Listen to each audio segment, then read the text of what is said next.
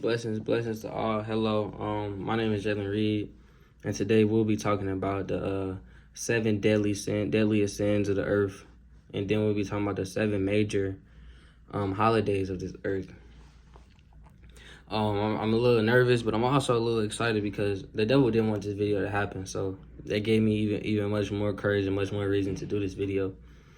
We'll be speaking on the seven deadly sins, and we're gonna get this started now. I have time to play, and if you're weak-minded, your mind is little, go on somewhere. We don't got time for you.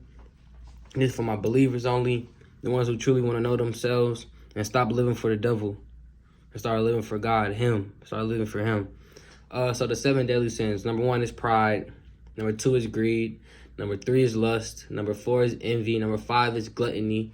Number 6 is wrath. And number 7 is sloth. Now, we're familiar. I know we are very familiar with most of these things, but I'll let you know what gluttony means. Gluttony means to overconsume food or to be very greedy.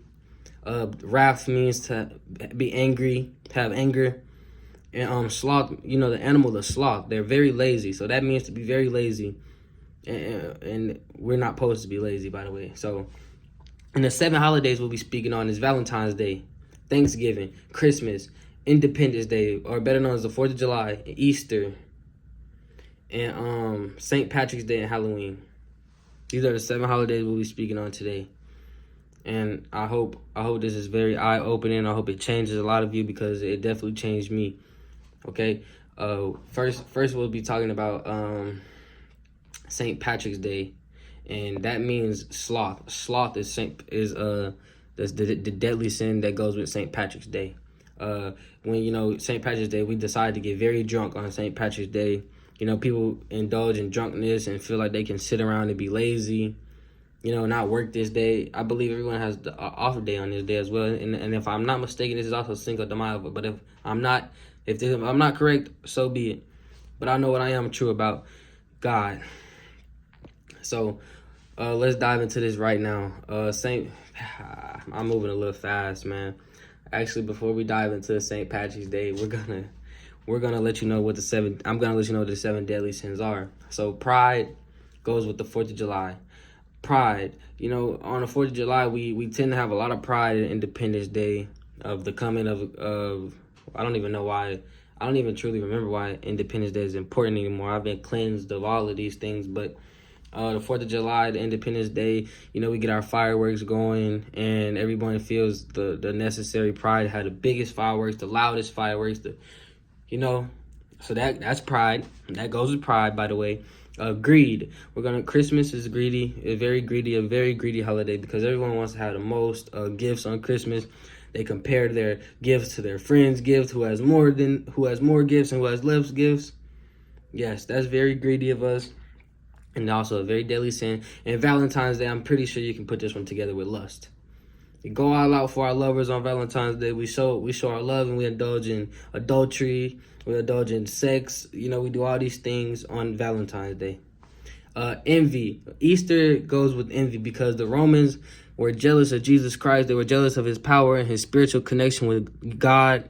And so they killed him for it. That's envy. They were very jealous of him. And that goes with envy. Gluttony. Gluttony means to overconsume or to be very greedy. And that's what we do on Thanksgiving. We stuff ourselves with turkey, ham, macaroni, greens, sweet potatoes. You know, we do all of these things on Thanksgiving. We stuff ourselves. We have very much gluttony. We're very greedy on Thanksgiving. Wrath or rape, however you want to pronounce it, goes with Halloween.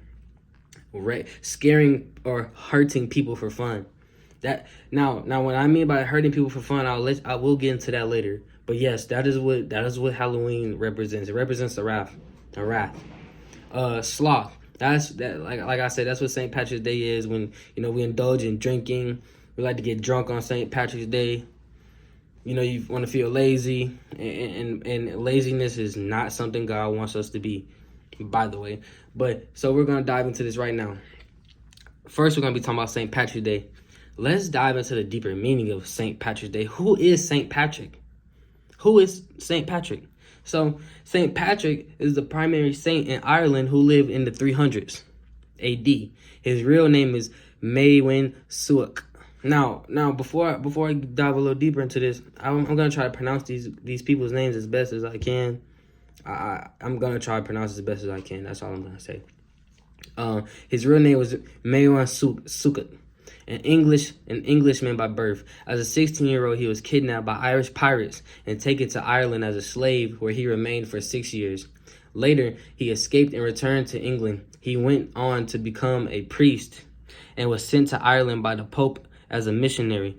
Maewyn was the name given to Patrick. At the time, Ireland was populated by Celtic polytheists, but Patrick was successful in driving the pagans away and converting the Irish to Christianity. For this reason, St. Patrick is known as the Apostle of Ireland and the founder of Christianity in Ireland. Now, notice how I said Ireland was populated by Celtic polytheists. Wait, isn't there a NBA team called the Boston Celtics that represent the three-leaf clover? The team that's representing the National Basketball Association. So we need to start paying attention to these things, and we'll get into that later. Although the three-leaf clover was created by God, the Celts gave it a pageant meaning. Each leaf is represented by the crone, the mother, and a virgin. This is a neo-pagan deity called the triple goddess, which symbolizes the female life cycle and also the phases of the moon. Each one ruled a realm: earth, the underworld, and heaven. The underworld being hell.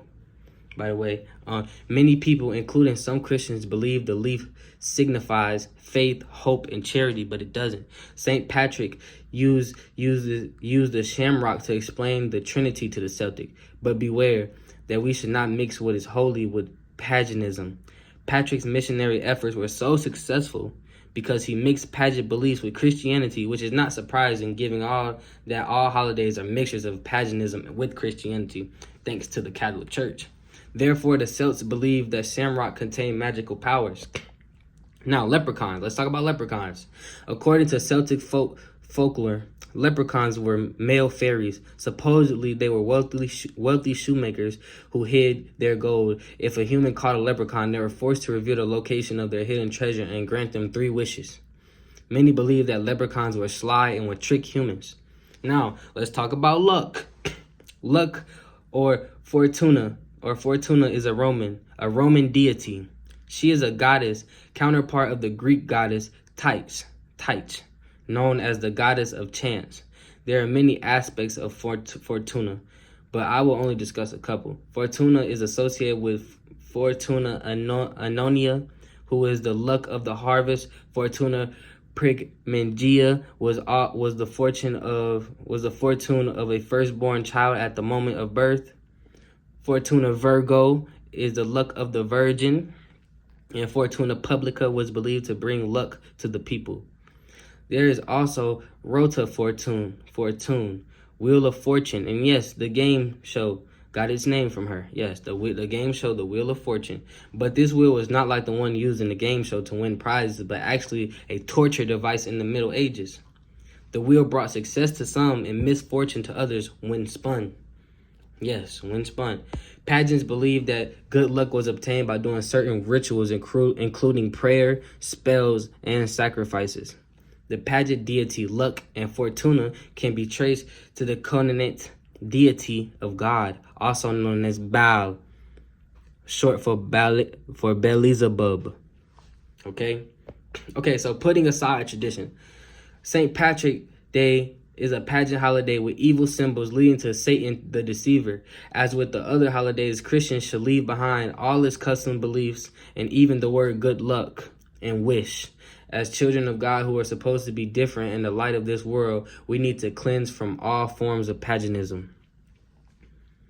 Now, when y'all take the time to go back and listen to what I just read to you, I'm almost quite positive you will never celebrate St. Patrick's Day again. Now, let's talk about the origin of Easter. Let's talk about Easter, the envious holiday. Easter is the angelized name of Ishtar. That is his name, by the way. Ishtar is the Babylonian goddess, also known as the Semiramis, the wife of Nimrod. See, I'm learning as I read. This is a woman. Okay, Nimrod, or better known as Tammuz. In Hebrew, the Bible refers to her as a Ashtoreth.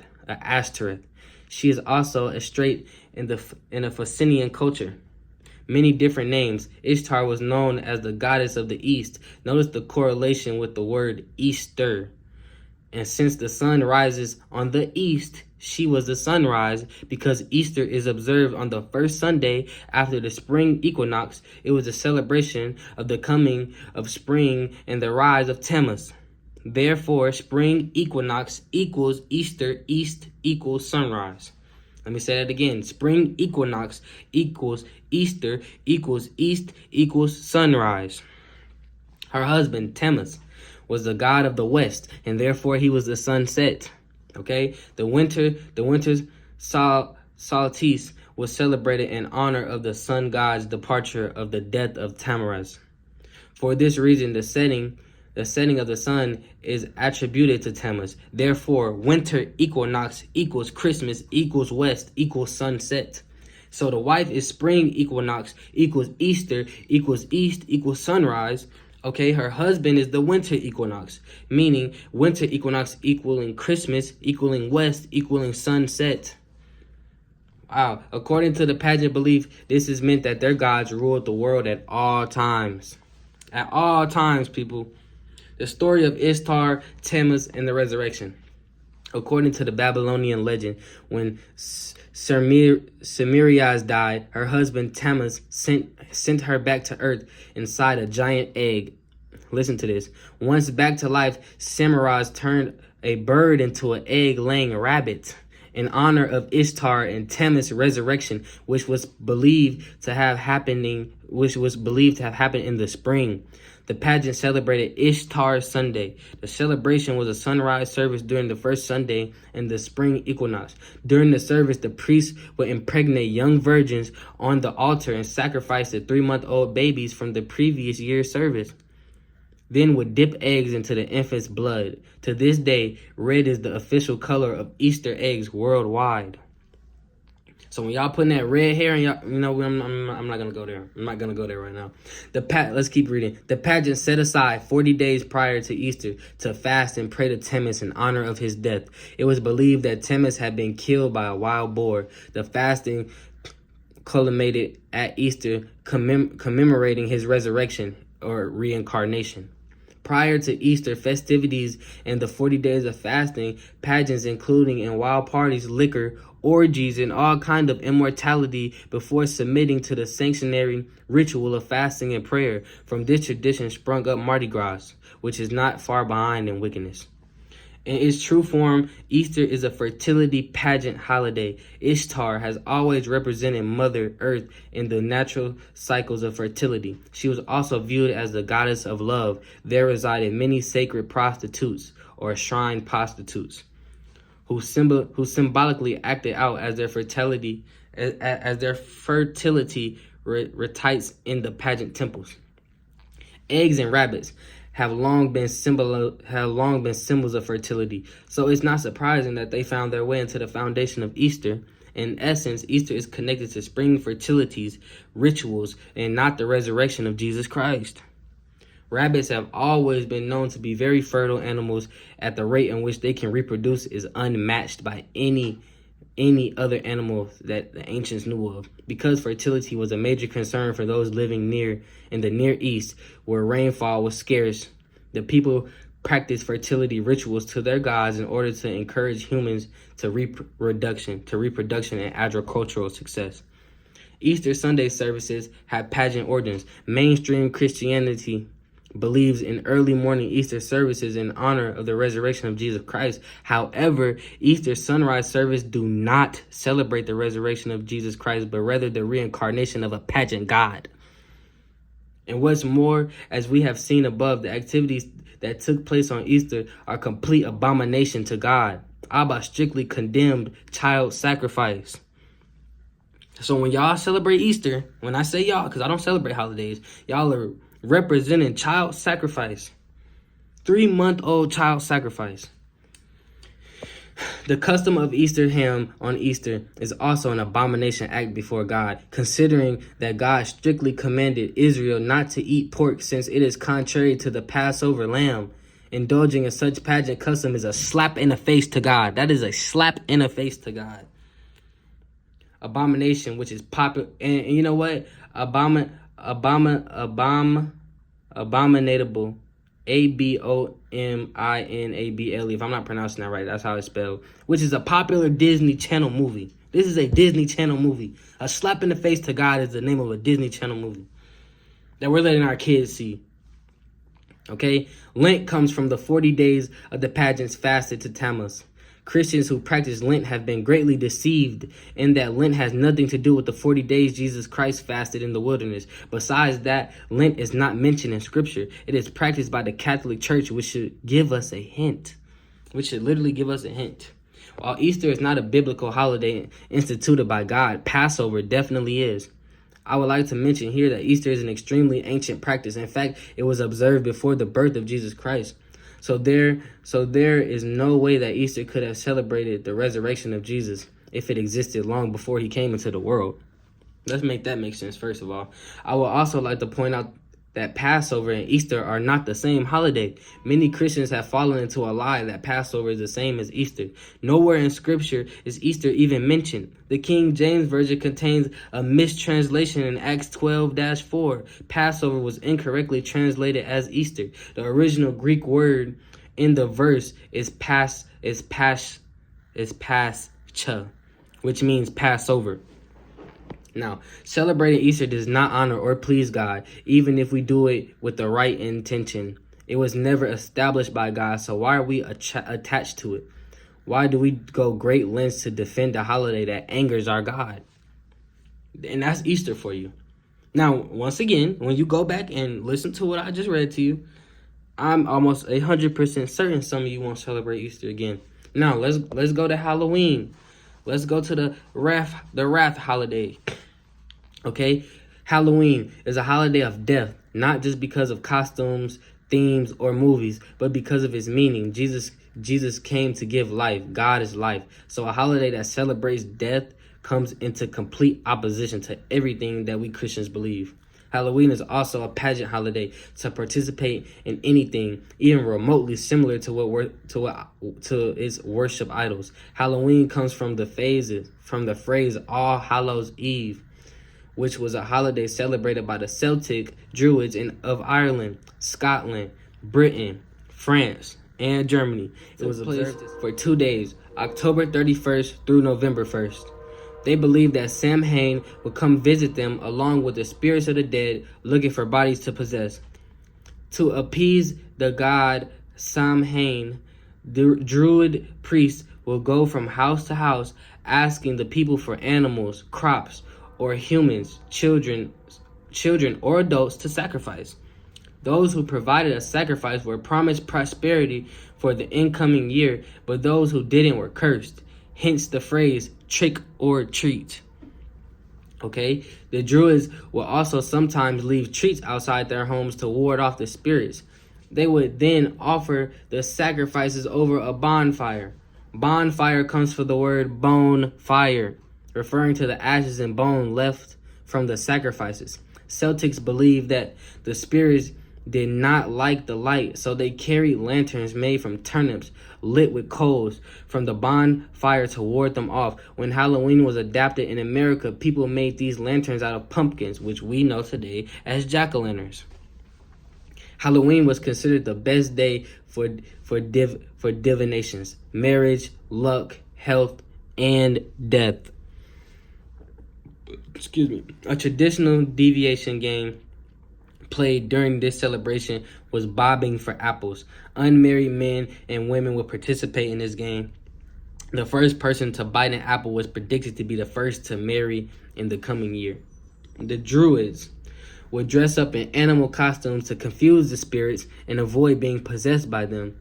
They also wore masks to absorb the power of the animals they represented in their customs. In the 800s AD, the Roman Catholic Church Christianized Halloween to commemorate the saints.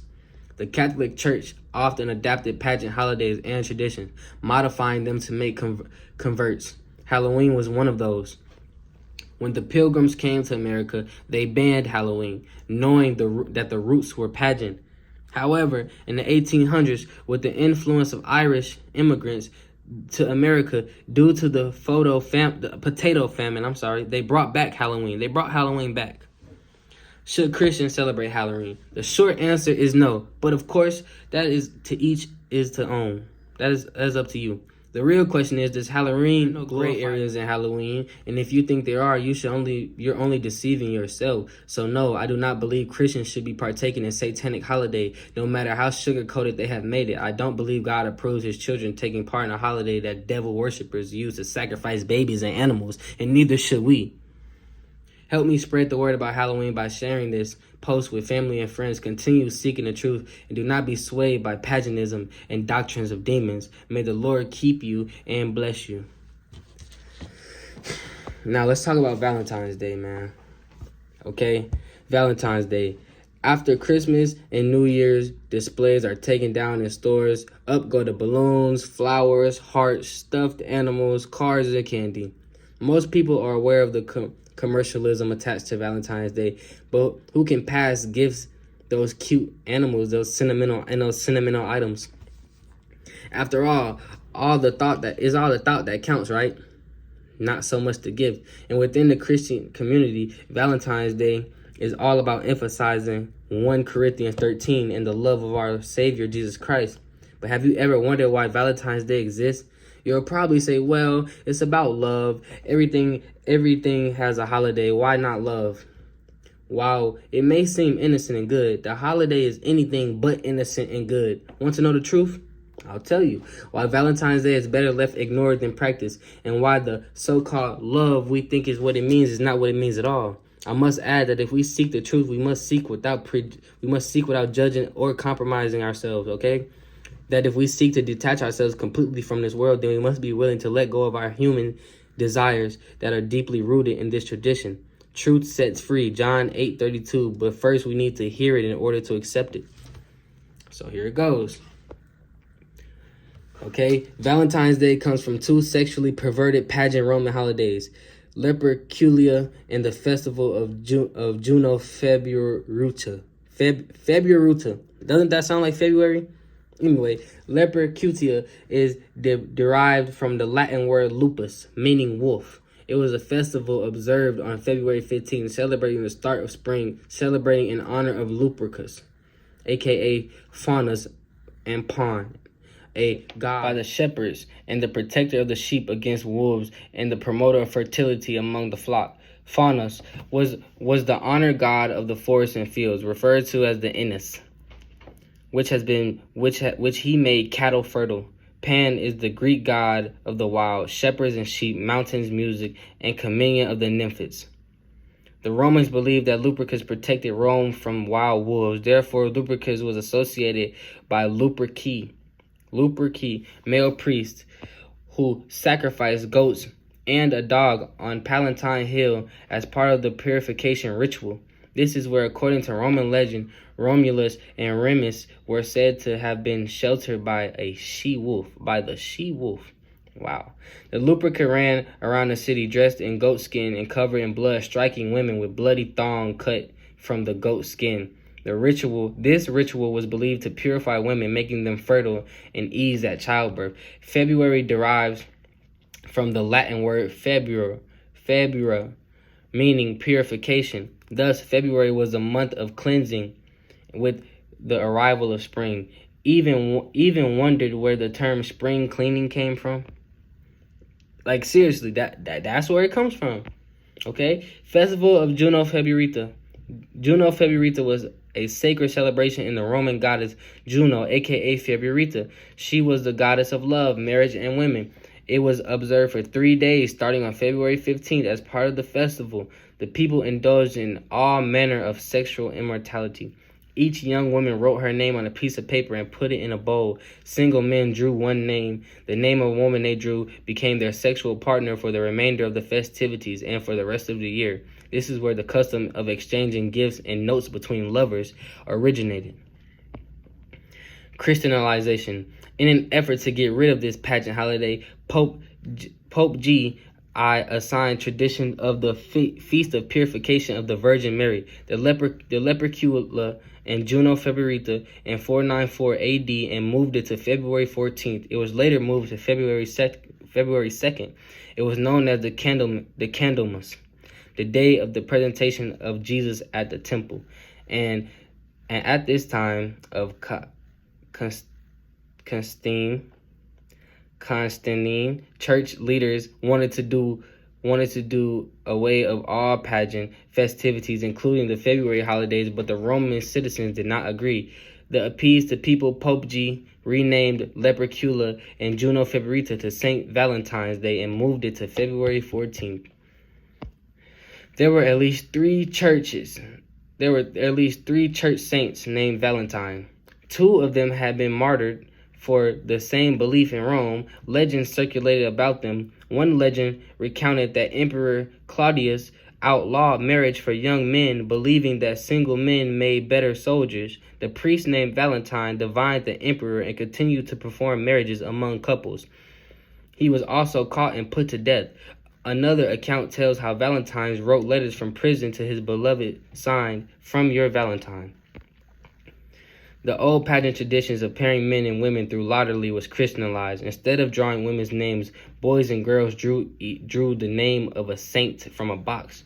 The kids then had to emulate the life of the saint they drew. So basically, the name of the saint they drew, they had to reenact the way they lived, which is very demonic. The Roman Catholic Church banned the sexual lottery. However, young men continued to send written romantic letters to young women they desired. Valentine cards became popular in the early 19th century Europe. These cards were decorated with a form of the Roman name Valentinus, which comes from the name valens, meaning strong and healthy. Valens is a Latin name given to Nimrod. Nimrod is described as the mighty one in Genesis 10-9. Cupid is the Roman god of love, means sexual love and desiring someone. Nimrod is also Cupid. Yes, he's everywhere. Nimrod is everywhere. He is also portrayed with the bow and the arrow, as in Nimrod. Cupid is a Latin name for Cupid, meaning to desire. He was the son of Venus. Cupid was known for impregnating goddesses and mortal women. His own mother, Venus, sexually desired him. Venus is actually Saramah's mother of Tammuz, rebirthed Nimrod. According to the myth, Venus eventually married her son, Cupid, making him her Valentine. The same story exists about Semiramis and Tamiris. Cupid was also associated with being happy and cruel at once. He used his bow and arrow to cause men and women to fall in love. He is sometimes portrayed as a boy or a baby because the Hellenistic counterpart of Cupid is Eros, who was portrayed as a baby. Other tidbits: Lupercula was actually just another festival in honor of Nimrod, using the guise of Lupercus, which means hunter of wolves. If you remember, Nimrod was a mighty hunter and warrior. Cupid is Nimrod's Roman name. Okay? The Valentine's heart is associated with Nimrod. In Babylon, Nimrod was known as Baal, which was the Chaldean word Bel, meaning heart, lust, not love. The love portrayed in Valentine's Day originated from the lust displayed in two sexually perverted pageant festivals that have nothing to do with Yeshua. And even to this day, the world celebrates V-Day with lust. 1 Corinthians 13 is about the love of God and the love we must strive to have in our lives. The lust of Valentine's Day cannot even start to compare to real love. And if we want to cleanse ourselves from the world, we need to stop participating in this holiday, who at the root are as far away from God and His purity and His holiness as the sun is from Neptune. You don't need to buy chocolates and flowers on February 14th to demonstrate your love to your loved one. We have to understand and know the difference between the pure and genuine love of God and the cheap, filthy, sexual child of God. Then you know what I'm talking about. If you're not, then I encourage you to seek God. We do not need a holiday to celebrate the love of God. God has given us all the days of our lives to display and act on His love with our friends and family and every soul. But most beautiful of all, knowing that one day is to most beautiful of all is knowing that one day all will remain as love. the only true love that Jesus displayed on the cross, and the love we will one day enjoy for an eternity. Now, let's get to Christmas. Now Christmas is a little eye-opening, I'm not gonna lie. Christmas was first recognized as an official holiday by the Roman Emperor Justin in the 6th century AD. However, Christmas wasn't always allowed due to its pagan origins. Because of the history of Christmas was so well known, the English Parliament imposed a fine on whoever was caught observing its customs in 1647. The Puritans banned the holiday in America and will remain this until German immigrants brought it back in the 19th century, deeming Christmas as a satanic practice and a sacrilege. But first, let's look closer into the meaning of sacrilege. According to dictionary.com, sacrilege means the violation of profanation of anything sacred or held sacred, using the name of Christ on a holiday that belongs to paganism and pagan gods is profanity and abomination to the name Yahshua and the name Jesus Christ, Son God, not the Son of God, S-U-N God, not the S-O-N of God. The S-O-N you're thinking of, you're celebrating on Christmas is not the same as the sun that the holiday was established for. In ancient Roman culture, December 25th was known as Dies Natalis Solis Invicti. Okay, I'm saying as best as I can. Or birth of the unconquerable, invincible sun. A special day observing the winter solace. Okay, ancient civilization has a thing for seasonal celebrations and the sun worship, as we see. So Christmas is basically sun worship, celebrating the worship of the sun, the S-U-N, not the S-O-N. Okay, ancient civilization has a thing for seasonal celebrations and the sun worship, as we see. Several pagan gods from ancient Greek, Egyptian, and Babylonian mythologies contribute to the origin of Christmas, and they are all versions of the sun god, which we will examine later. I want to re-emphasize, and probably will throughout the entire video, that Christmas has nothing to do with Christ and everything to do with pagan god and practices. Christmas was established merely to replace the sun worship for the sun's birth. All there is to it is a name change. The winter solace has always been an important time of the year in ancient traditions because the sun is present fewer hours during the day, and the sun was worshipped. It is understandable that the adherents would indulge in festivities in honor of their deities and on around December 21st through 25th. But why December 25th? And who is this sun god they are all seen to worship? According to mythology, several pagan gods were born on this day, and for Christians, Christmas is celebrated in honor of Christ's birth. Most of these gods are depicted with halos or sun rays in honor of the sun god. Sun worship has always been at heart of an ancient religion. When we even have church on Sunday. The fact that this time of year is referred to as holiday season has more pageant truth to it than people realize. There are a couple points that need to be made. 1, Christ was not born on December 25th. 2, the pageant deities are based on one individual from Babylonian, which is Nimrod, or better known as Beelzebub. Okay. 3, this individual is the one and only sun god ancient civilization worship. 4, December 25th is attributed to the birth of this Babylonian individual. Christmas celebrates this individual, not Jesus. Christmas is a celebration of a sun god Horus in Egyptian mythology, Odin in Norse, Mithras and Saturn in Rome, and Dionysus in Greece. And to name a few, Rome got their December festivals from the Greeks, who got it from the Egyptians, who got it from the Babylonians. So this is basically, it's all brought upon each generation, just different names, okay? Which takes us to the mysterious individual whom all pageants worship revolves and deities from. The Bible often refers to him as Baal, but his earthly name was Nimrod. Nimrod is the sun god. In fact, the only one and only from which all the deities came from. Let me say this again. Nimrod is the same pageant god that has been worshipped for thousands of years in nearly all of the civilizations. But before he was turned into a mythology, he was an actual man. He was the great-grandson of Noah through the line of Cush.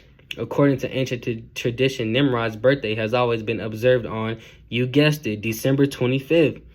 Because this is only 4 days after the winter solstice, when the sun shines a little longer than the previous days, people attributed that this was the rebirthing of the sun, aka the sun, Nimrod. Christians, customs, origins. The Christmas tree. Now, let me tell you about the Christmas tree, okay? According to an old Babylonian myth, an evergreen tree sprung up from an old tree stump. The old stump signified Nimrod, and the new tree symbolized his son, Tammuz, who was considered the reincarnation of his father. The Druids considered the oak sacred. For the Egyptians, it was a palm tree, and among the Romans, it was the fir which they decorated with red berries, a symbol of fertility. Saturnalia, also the Kabbalah tree, is the equivalent of the Christmas tree. The Christmas tree and the obelisk and phallic symbols. A Babylonian story recounts that Nimrod died. His body was cut into pieces, and his wife Semiramis, also known as Isis/Ishtar, took all the parts except his genitals, thus represented by the Christmas tree. So those ornaments that y'all put on the Christmas tree is a representation of Nimrod's cut-off body. Okay, ornaments. The Romans decorated their trees with candles in honor of Bacchus, who really was Nimrod, to symbolize the sun god. The Greeks put candles in honor of their god Adonis, Tammuz in Babylon. The streamers and the way of the lights are arranged in the tree, having their origin in the serpent woven around the staff of the Roman gods of medicine.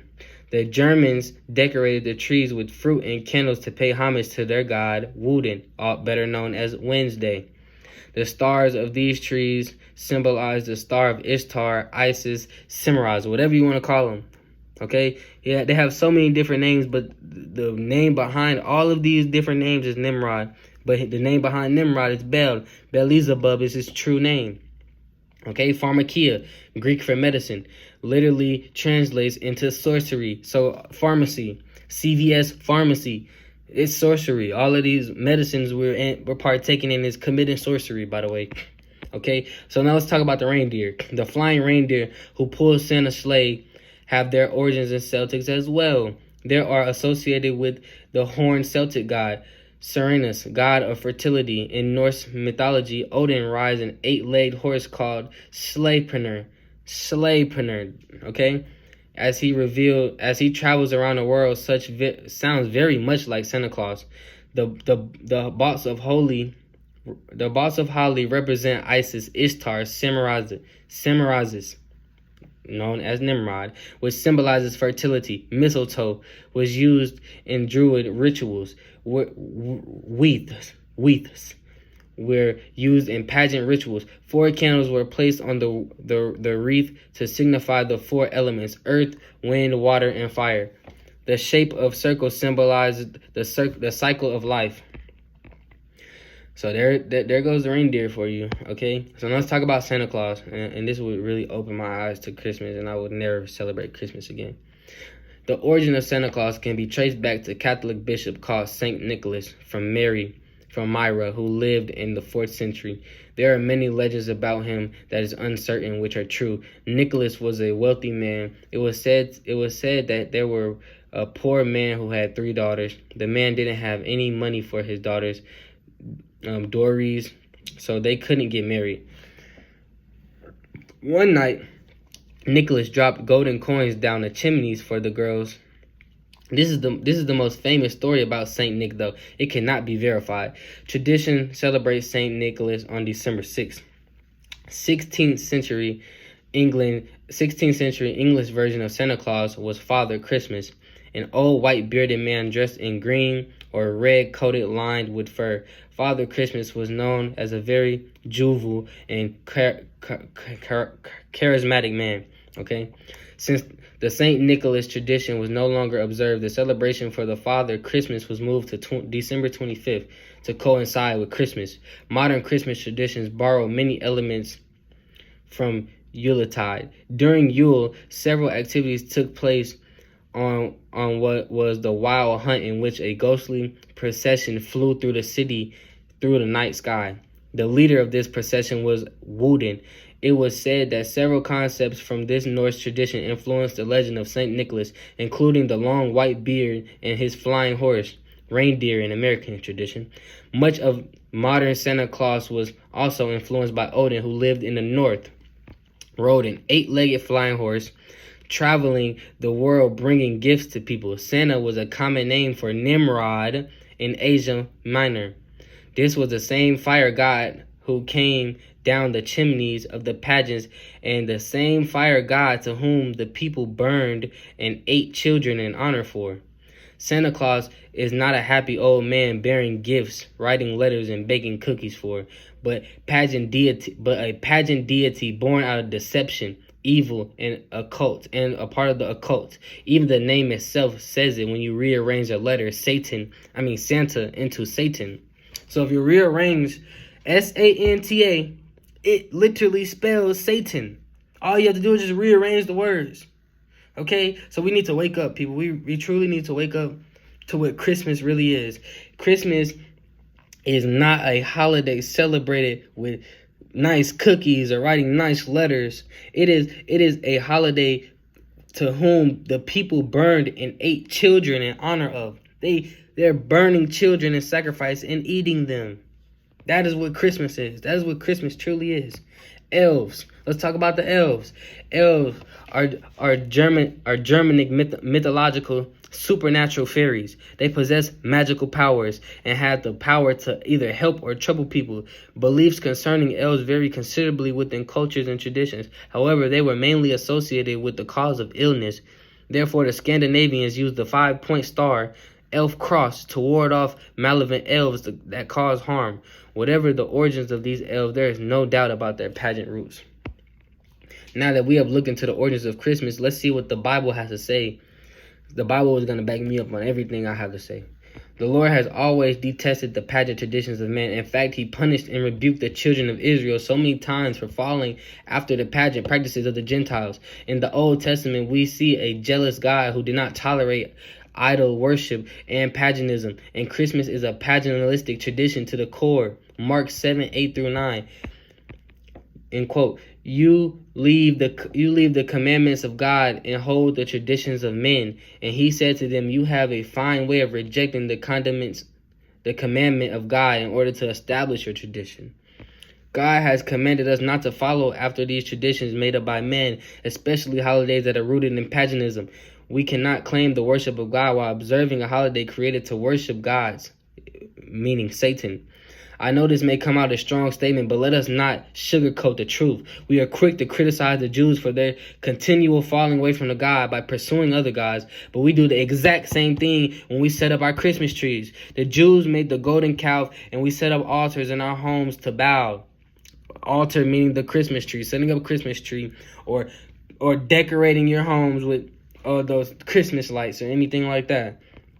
Tree worship and the decorating of it goes a long way, so far that it was presented in biblical times and God condemned it. There is no mistaking what Jeremiah 10 says. The Bible cannot be clearer on this. Jeremiah 10:2-5. Thus said the Lord, learn not the way of the heathen, and not be dismayed at the signs of heaven. For the heathen are dismayed at them, for the customs of the people are in vain. For one cutting a tree out of the forest, the works of hands of the workmen with an axe, that they deck it with silver and with gold. They fasten it with nails and with hammers, that it move not. They are upright as a palm tree, but speak not. They must need to be born, because they cannot go. Be not afraid of them, for they cannot do evil, neither also is it in them to do good. It's not in them to do good, okay? The Lord has commended us to destroy every pageant, idol, altar, and tradition from our lives. Of course, there's so much idols as TV, sports, self, celebrities, money, etc. But participating in a holiday that is not commanded by the Bible and whose foundations are built on God of this world is a big way to commit idolatry. Idolatry, I'm sorry. I don't really know how to say the word, but people know what I'm trying to say. We can walk right in every other area of our lives, but until we surrender these traditions so rooted in our culture, we cannot claim to walk in complete obedience and submission to the Lord. Now, I know I stumbled a little bit with my words, but because I was honestly a little nervous doing this video, but I trust the Lord, I trust God, and I thank Him for this great wisdom. I'm thanking Him for allowing me to have the confidence to do this video for you guys. I just want to open you guys up so much about holidays and about how demonic they are. So we need to try our best. We don't need to try. We need to do these things. We need to stop celebrating holidays because they're all demonic. They're family tradition. They're family traditional holidays that are very demonic. They include baby sacrifice, women sacrifice, men sacrifice, and having sex with their own sons. Like that's disgusting. Okay, so we need to stop. We need to stop this. We need to wake up. And once again, I want to thank the Lord for this great knowledge that He has put upon me to let me research these things and give you guys a open eye for these things. And I hope you guys take this message very seriously. We will be continuing our walk of faith. We will be continuing this every day. We will not stop. We will not stop. We will not stop. Thank you, Lord. Thank you, Lord. And everybody have a good day. Wamshi.